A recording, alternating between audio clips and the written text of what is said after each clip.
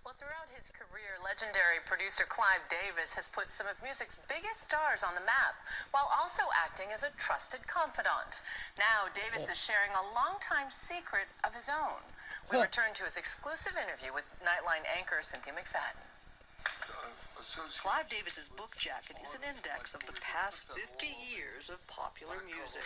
Joplin and Manilow and Patti Smith and Springsteen and Grateful Dead, Rod, Alan Jackson, Brooks and Dunn. Davis, who has worked with them all, has no intention of retiring. And you are, may I say, about to turn 81 years old. I am currently 80, that's correct. And yet, in this very young business, the music business, you're on the cover of the new Billboard. I am, and we were talking about that yesterday because I was doing some press with Miguel, and whether it's Miguel or whether it's Alicia or whether it's Puffy, when you share the passion of music, the age difference disappears. You're still excited. You're still excited. I wouldn't do it if I weren't. I want you guys to make some noise for Clive Davis. His enthusiasm was on full display at his annual pre-Grammy party this year. It was the tribute to Whitney Houston. It's almost not believable when you knew her. The honoring of his longtime collaborator, L.A. Reid. Patti Smith came just for him. I just have great love for you. Thank you so much for being here tonight. I've been there, done it, on the ride. Usher sang, as did Miguel.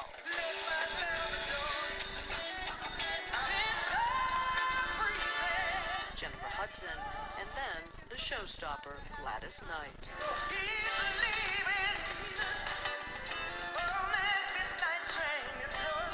Ever the showman, Davis leaves the personal secret he's kept for the past 30 years for the last chapter of his book.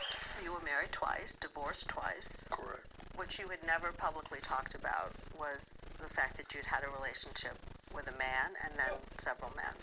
It's not as I write that the heavens opened up, but I realized in my case the most important thing, I'm relationship oriented, and I would open up my perspective, my life, my emotion, to have a relationship with a man as well as a woman. And so that when it comes to the pure subject of sex, when our marriage was over, I did go through a period of having sex with two different women and with a male.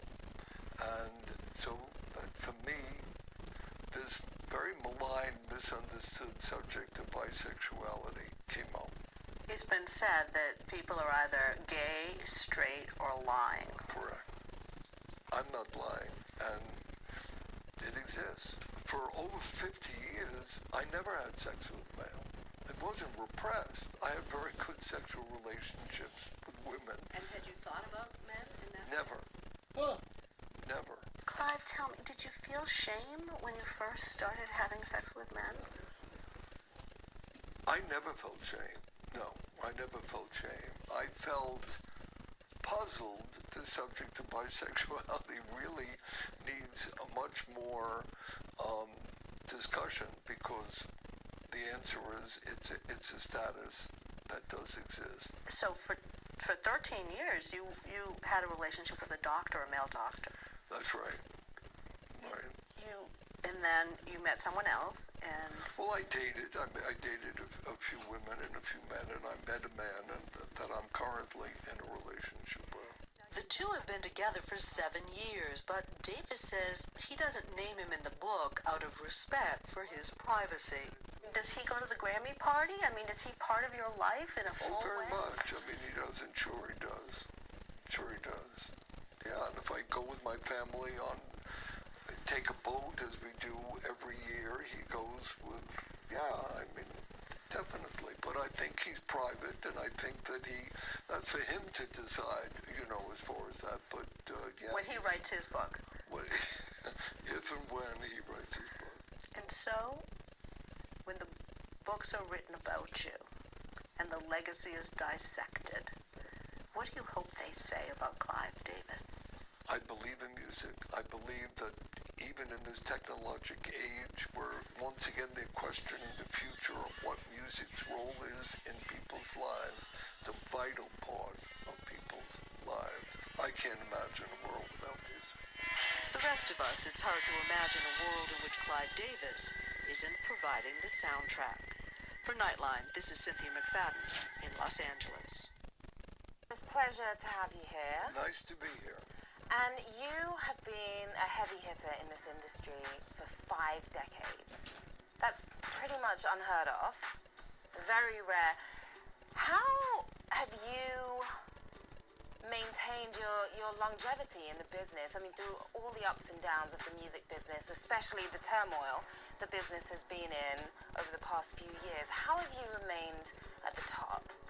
You know, I try to keep my ears fresh, so I take home with me every week records that hit the charts in every format, and I'm always afraid, having seen others go over the hill, to make sure I know that just because I might have signed Janis Joplin or Springsteen, that doesn't get airplay for the new artists coming out there. So you got to prove yourself every time. Where do you look for new talent? Because we've seen so many artists get signed from YouTube and basically putting their own music out there themselves. Where do you No, I don't look for think new I've talent? ever found an artist that way.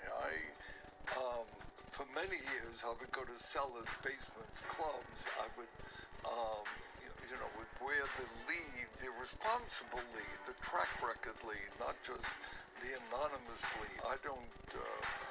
I've not looked for a video that's gone viral or try to sign the one-hit wonder based on a hit video or a hit record. I'm looking for the long-term artist. I'm looking for the star 10, 20, 30 or more years from the day I hear the talent. Now, in your book, Soundtrack of My Life, you describe putting an emphasis on hits, hit making. Is there a formula that works every time to create a hit? I shy away from the word formula. But although you're looking for the talent, you're looking for if you're looking for artists like Alicia Keys, who writes her own music, or if you're looking for the entertainer, that great voice, as was the reason I signed Whitney. As I said, you're looking for a long-term, the day I hear the talent. Now, in your book, Soundtrack of My Life, you describe putting an emphasis on hits, hit making. Is there a formula that works every time to create a hit? I shy away from the word formula. But although you're looking for the talent, you're looking for if you're looking for artists like Alicia Keys, who writes her own music, or if you're looking for the entertainer, that great voice, as was the reason I signed Whitney. As I said, you're looking for long-term talent, but there's no question that with very rare exceptions, artists are known by their signature records. And so you've got to be aware of how much is in the album, in the artist, with respect to breakthrough songs. Very difficult to maintain a career without hit records. Who would you say is the biggest music star in the world right now? Because that's debatable, but in your opinion, who is?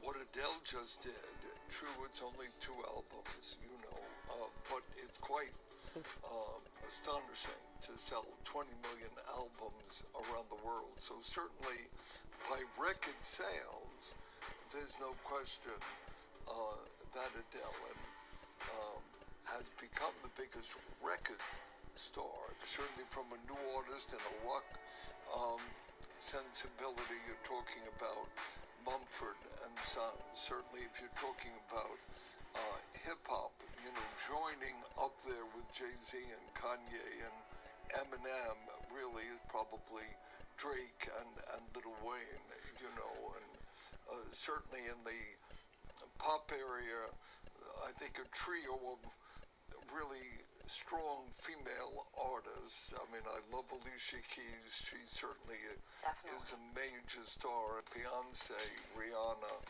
are very strong. So you're talking format, and you're talking the different types of artists. Speaking of hip hop, you of course helped move the genre forward, working with Diddy and Bad Boy and LaFace Records as well. What's your opinion on the state of hip hop right now, considering where you came from with Well, hip hop? it's not as vital, but I think contemporary music in general is not as vital now as it was 10 or 15 years ago. Certainly the rock format is, you're not getting that kind of artist. At the beginning of my career, I was very fortunate. I write about that in my book, the finding that I had an unexplored natural gift, and so it was Joplin and Santana and Chicago and Earth, Wind and Fire, one after another. You're not finding that right now. I mean, I think we have in Drake and Kendrick Lamar, I think we have an A$AP Rocky and Wiz Khalifa. We have some newer hip-hop artists that are really talented and strong. It's just not a golden era, as they speak. Now, in the book, you reveal to the world for the first time about your bisexuality. Is there a reason you've decided to do that now? Did you feel that maybe in the past there may have been repercussions? I wasn't bisexual until my second marriage failed. I was a total straight heterosexual, married twice, 4 children, and totally attracted to women, and had neither of my 2 marriages failed for the reason of sexuality. So it was really only after my second marriage failed that I opened myself up to the person and not the gender. And so the only time I really could talk about it was really and when I wrote my autobiography. I mean, it's my family I certainly spoke to, and my close friends knew, but you don't wear that on your sleeve. Oh, I must say, since my book has come out, I really feel some gratification that the subject of bisexuality is not understood well, and people feel you're either gay, you're straight, or you're lying, and it's just not true.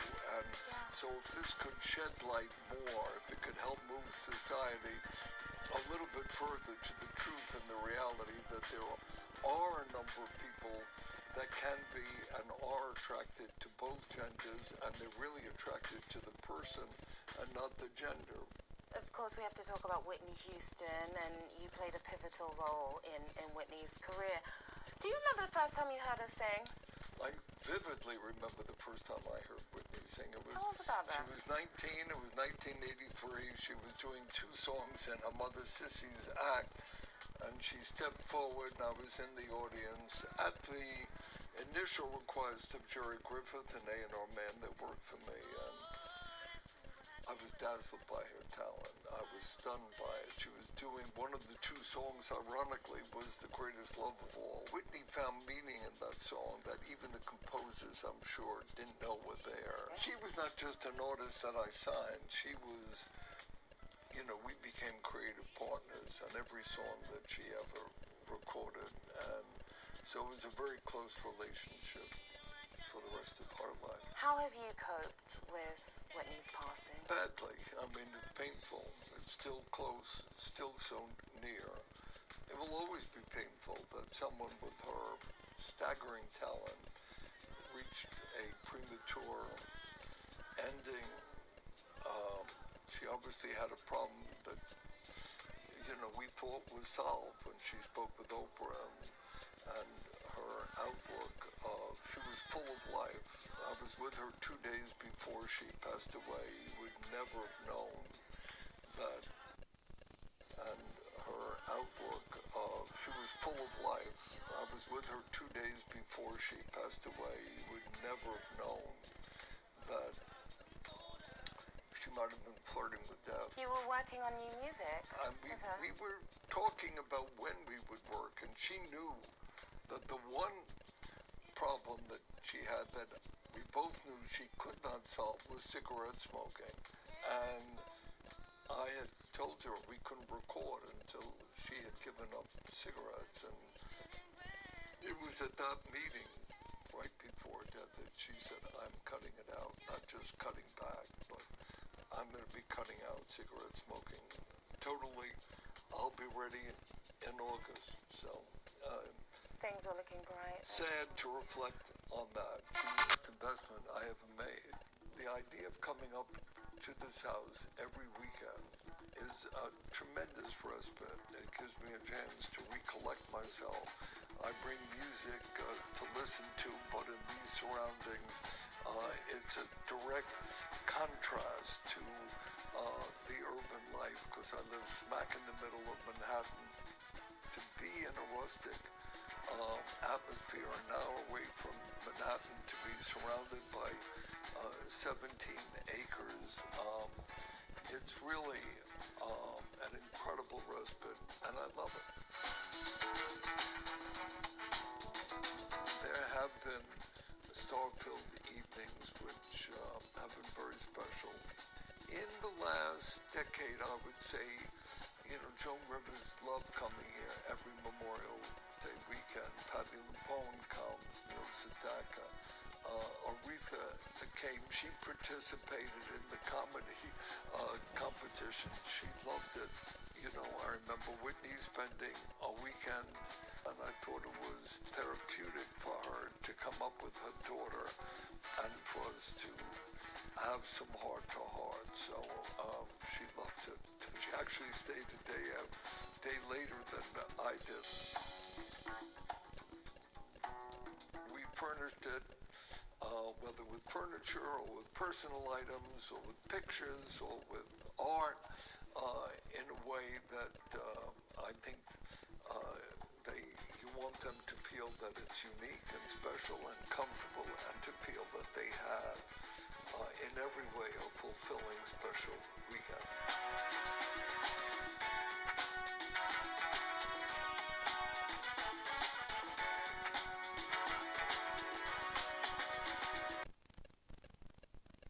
I wanted to be, if I was going to be successful. Look, deep down, we all wanted to be Clive Davis. The greatest record man of all time. The one, the only, Mr. Clive Davis! Janis Joplin, Paul Simon, Miles Davis, Bruce Springsteen, Aretha, The Grateful Dead, Carlos Santana, Tony Braxton, TLC, Usher, Lou Reed, Billy Joel, Maroon 5, Whitney Houston, Alicia Keys. It's all about one thing. Is the song good enough?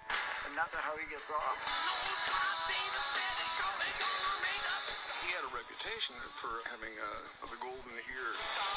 he would take an artist and a song and say, you should do this song. And every time he submits one, I say, I don't think that's a good song at all. I think you're crazy. And he's always right.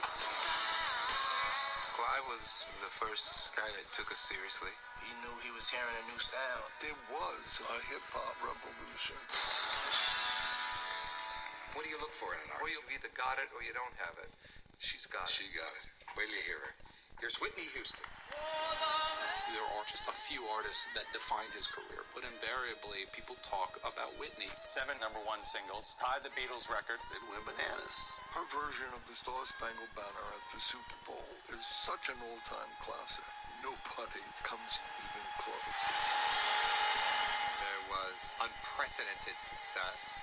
And then, of course, the downfall. Clive really has a weakness for artists. It all stems from that authentic love of music. Everybody's searching for a hero. That range of Kenny G to the Notorious B.I.G., that's a distance. He kind of has a certain movement that he does with his finger when it's coming to the climax. You talk about the 60s, 70s, 80s, 90s, 2000s. He's made the soundtrack for our lives.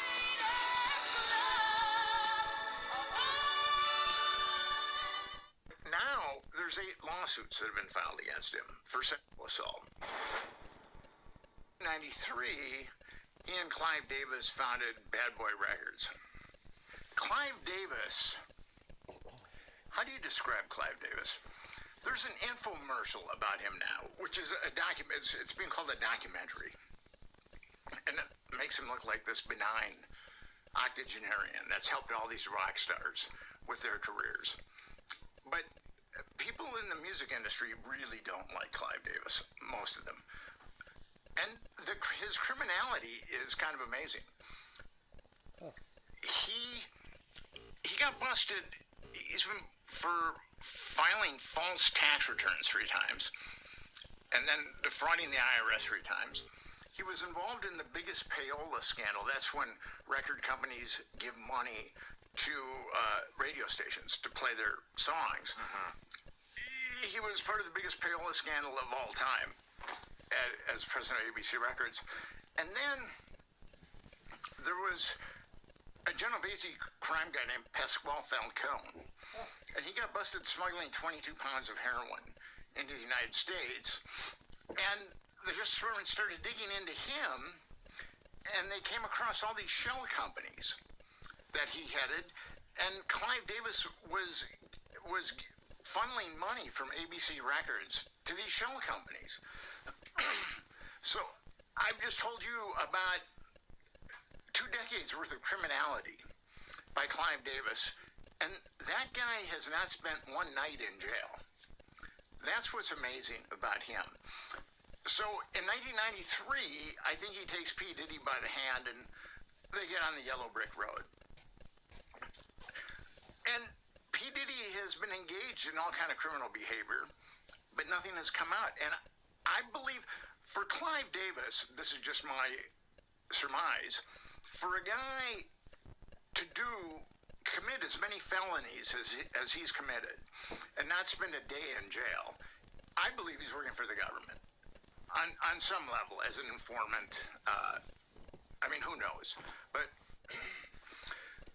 so an informant for what? What makes you think he's working for the government? I would say like an informant for the FBI or for what? What would they be collecting?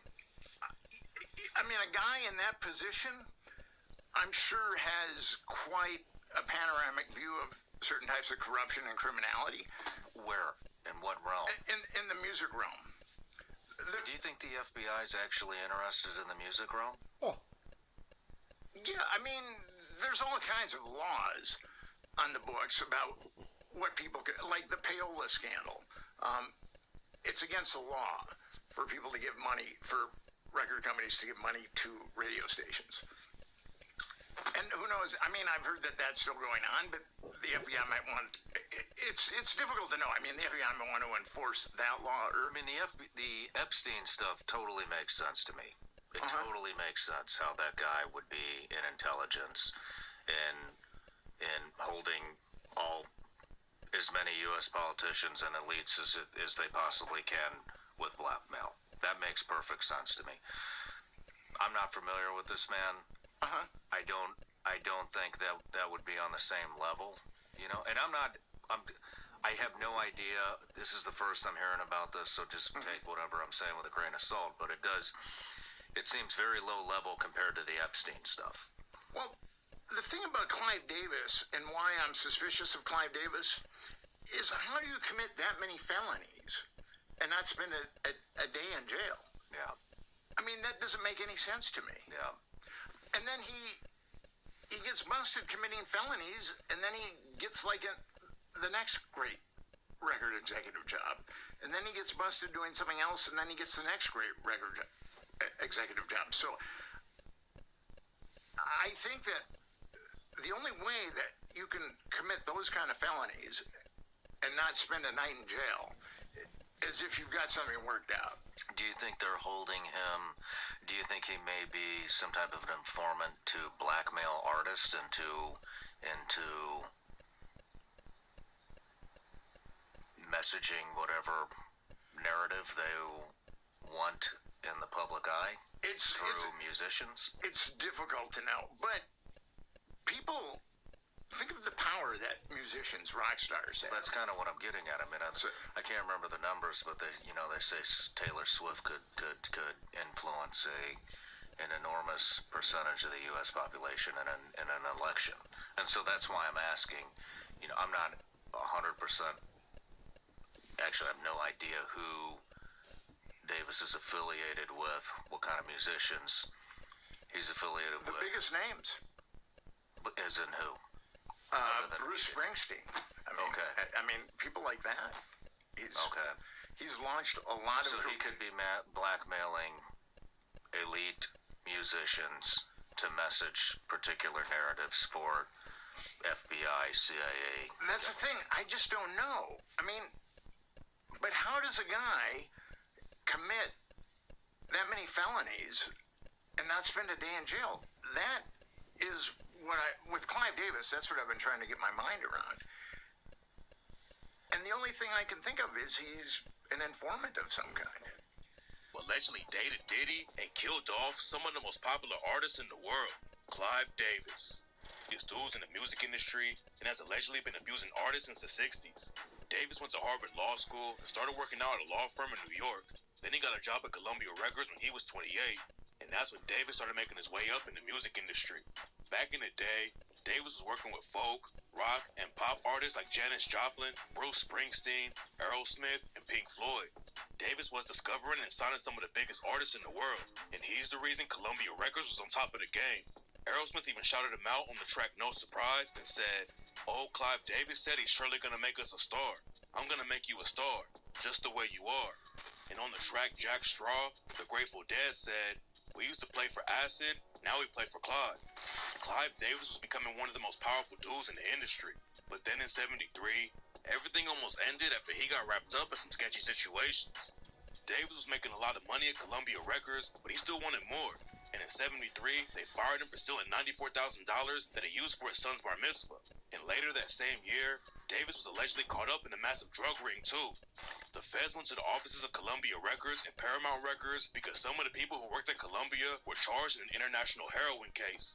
According to the feds, they were moving weight all over Italy, Canada, and America. Davis was never officially charged in the drug case, but rumors say he was helping wash the dirty money coming in from the heroin business, and then he got greedy and stole the $94K that was allegedly made from selling heroin.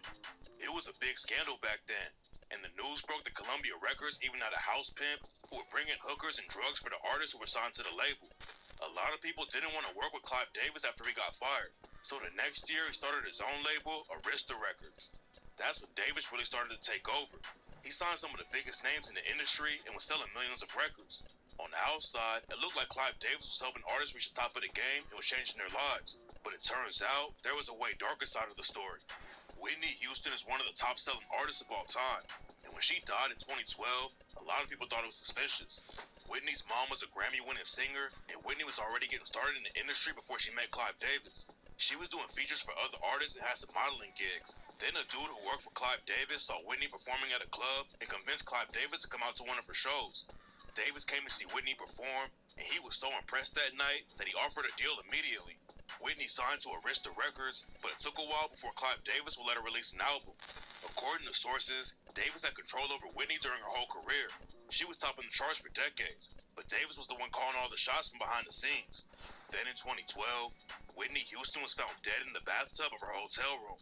She had been getting ready to perform at Clive Davis' Grammy party, but Whitney allegedly passed out because she had been using cocaine and already had heart disease, and that's why she allegedly drowned in her bathtub. Clive Davis Grammy parties are legendary in the industry. All of the biggest artists in the world get invited every year, but 2012 was different. And what happened that year made Clive Davis look even more suspicious. Whitney was staying in the same hotel where Clive Davis was hosting the Grammy party.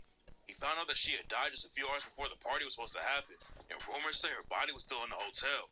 But instead of calling the party off or hosting a tribute to Whitney, Clive Davis decided to keep the party going, even though Whitney's body was allegedly just a few floors away.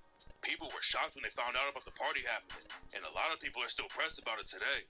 Lil Boosie aired Clive Davis out for what he did. But we got Whitney Houston lose her motherfucking life. And I just found out this reading. And you still had that motherfucking Clive Davis party? Yeah. The disrespect for Whitney. It's a fucking shame. Cause of her drugs, it's the fucking disrespect for that woman. I just found out you still had a fucking party. And now he's his biggest artist ever. Bro, that's sick. Clive Davis. Yeah. Fuck him. And it turns out there might be even more to the story. According to a private investigator, Whitney Houston didn't die by accident. According to the private investigator, she was actually murdered by some drug dealers because she allegedly owed them money for cocaine. The private investigator didn't release any hard evidence, but a creepy video of Clive Davis and Whitney Houston has been going around on social media. 2 days before Whitney was found dead in her hotel room, she crashed an interview that Clive Davis was giving. Whitney's friend Brandy was sitting right next to Clive Davis in the interview, and Whitney passed her a secret note. Rumors say that Whitney knew she was in danger and wanted to warn Brandy to stay away from Clive Davis. But unfortunately, Whitney tragically died before anyone found out the truth about the situation. Whitney isn't the only star connected to Clive Davis that had a suspicious death. But before we get into the singer who died in a mysterious plane crash, we've got to take a look at how Clive Davis and Diddy are connected. Diddy got started in the game after he started working for Andre Harrell at Uptown Records. Andre Harrell was a rapper back in the day, but then he met Russell Simmons, who owned Def Jam Records. Harrell started working at Def Jam, then a few years later, Russell Simmons helped Harrell launch Uptown Records. Russell Simmons was one of the most powerful dudes in the rap game for years, and back then, nobody on the outside knew how shady he was. Then in 2017, women started coming out and accusing him of sexual assault and rape. 13 women accused Russell Simmons of rape, and he basically left the industry for good and moved out of the country before the cops could get to him. But even before all the women came forward with the accusations, people knew that Simmons was weird with women because he started dating his ex-wife Kimora when she was 16 and he was in his 30s. According to rumors, Russell Simmons and Clive Davis were both abusing dudes in the industry too, and that's what happened to Diddy. After Andre Harrell fired Diddy from Uptown Records, Clive Davis saved his career and funded Bad Boy Records. And according to some sources, Clive Davis was looking for more than just a business deal. According to Suge Knight, Jimmy Iovine from Interscope told him that Diddy and Clive Davis were lovers. Suge said that Clive Davis, Andre Harrell, and Russell Simmons all used drugs and alcohol on Diddy so they could abuse him. Then Diddy did the same thing to other people in the industry. According to Suge, back in the day, his artists only used to smoke weed. But once they got signed to bigger labels, they started using harder drugs. Suge said that dudes like Clive Davis and Andre Harrell introduced Diddy to cocaine and alcohol and used it to compromise his manhood. Then when Diddy reached their level, he did the same thing to the younger artists he discovered like Usher and Justin Bieber. Suge claims that for dudes in the industry like Clive Davis and Diddy, it wasn't even about having sex. It was about having control over their artists. Rumors were going around back in the day that Diddy and Clive Davis were actually dating, and Clive Davis might have confirmed the story in 2013. Davis wrote a book about his life that year and came out as bisexual. He had been married and divorced to 2 different women, and after his second marriage didn't work out, Clive Davis says he started dating men too. He talks about dating a doctor for a while, but there was another boyfriend he had that he wouldn't tell any details about. And rumors say that Diddy is the one who Clive Davis wouldn't talk about. It's not clear if Diddy and Clive Davis were actually hooking up, but Diddy was allegedly doing some dirty work for him back in the day. Clive Davis assigned the group TLC to his label,